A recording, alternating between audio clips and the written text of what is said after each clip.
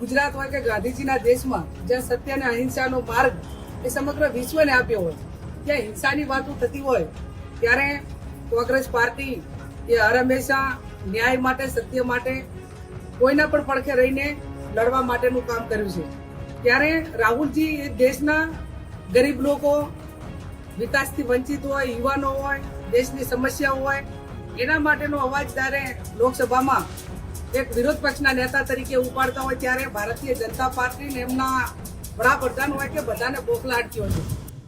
થોડા દિવસ પહેલા રાહુલ ગાંધી ઉપર ઘણી બધી અલગ અલગ પ્રકારના લોકો દ્વારા ચીમકી આપવામાં આવી હતી। એવું પણ કહેવામાં આવ્યું હતું કે એમનું ગળું કાપી નાખવામાં આવે, 11 લાખનું ઇનામ મળશે અને આવી ઘણી બધી વાત જે થઈ હતી, રાહુલ ગાંધીને ધમકી મળી હતી, એ બાબતે ગેનીબેન ઠાકોરે નિવેદન આપ્યું છે અને એમણે કહ્યું છે કે આ પ્રકારના નિવેદન જ્યારે થતા હોય છે એ શોભનીય ના હોય। કોઈ પણ રાજકીય પક્ષના નેતા જ્યારે આટલા મોટા પદ પર હોય અને એમના વિરુદ્ધમાં આવું થતું હોય, એ મુદ્દે એમણે નિવેદન આપ્યું। શું કહ્યું એમણે, સાંભળ્યા વિડીયોમાં। શહેર અને બનાસકાંઠા જિલ્લા કોંગ્રેસ સમિતિ આયોજિત રાહુલજી માટે ભારતીય જનતા પાર્ટી અથવા તો એમના સાથી પક્ષના નેતાઓ બેફામ નિવેદન કરીને દેશના લોકોને ગુમરાહ કરવાનું, એક ભયનું વાતાવરણ પેદા કરવા માટેના જે પ્રયત્નો કરી રહ્યા છે, એની સામે કાયદેસરની કાર્યવાહી થાય અને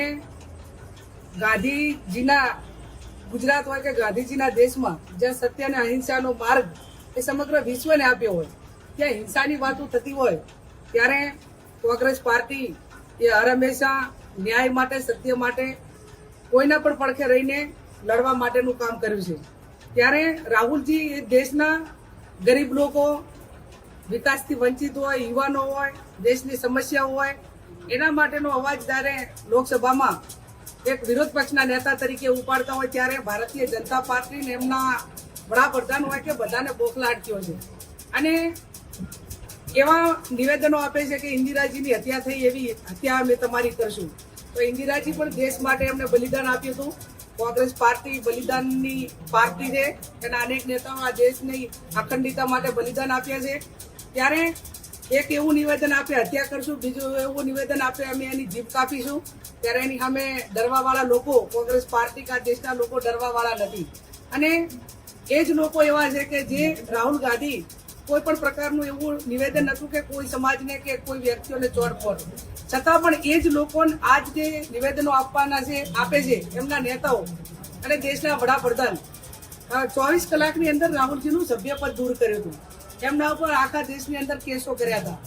એમને રહેવા માટેનું મકાન પણ ખાલી કરાવ્યું હતું। ત્યારે આવા બેફાન નિવેદનો જે કરે છે એ એમના આકાઓને, એમના નેતાઓને વાલા લાગવા માટે આડકતી રીતે એમને ઉશ્કેરીને આવા નિવેદનો આપવા માટેની છૂટ આપવામાં આવે છે। ત્યારે અમે આ દેશમાં ભાઈચારાની ભાવના રહે, સર્વ ધર્મ ભાઈચારાની ભાવના સાથે રહે અને નેતાઓ મારફત એ સારો મેસેજ કે તમામ દેશવાસીઓને જાય એ માટેના જ્યારે પ્રયત્નો છે, ત્યારે આ વાતને અમે વખોડી કાઢીએ છીએ ને એમની સામે કાયદેસરની કાર્યવાહી થાય એના માટે અમે FIR કરાવવા માટે પોલીસ સ્ટેશનમાં પણ આ દખલ આપી છે અને દરેક પ્રાંત અધિકારીને આ પૈકીનું આવેદનપત્ર આપ્યું છે।